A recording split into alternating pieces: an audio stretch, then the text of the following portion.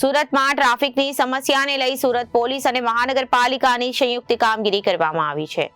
ટ્રાફિકની સમસ્યા ન રહે, લોકોના ટ્રાવેલિંગ ટાઈમમાં ઘટાડો થાય તે માટે રસ્તા ઉપરના દબાણો દૂર કરાયા હતા.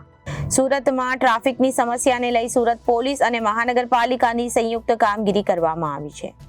ટ્રાફિકની સમસ્યા ન રહે અને લોકોને ટ્રાવેલિંગ ટાઈમમાં ઘટાડો થાય તે માટે રસ્તા ઉપરના દબાણો દૂર કરાયા હતા. 213 ટ્રાફિક સિગ્નલોના ટાઈમિંગ સેટ કર્યા, 96 દબાણો દૂર કરાયા. 213 ટ્રાફિક સિગ્નલોના ટાઈમિંગ સેટ કર્યા પછી 96 જગ્યાઓ પરથી બિનજરૂરી બમ્પ દૂર કરવામાં આવ્યા હતા અને 36 જગ્યાઓ પર સર્કલો રીડિઝાઇન કરવામાં આવ્યા હતા. 104 જગ્યાઓ ઉપર રોડ માર્કિંગની કામગીરી કરવામાં આવી. 178 જગ્યાઓ પર ટ્રાફિક સાઇનેજીસની કામગીરી કરવામાં આવી.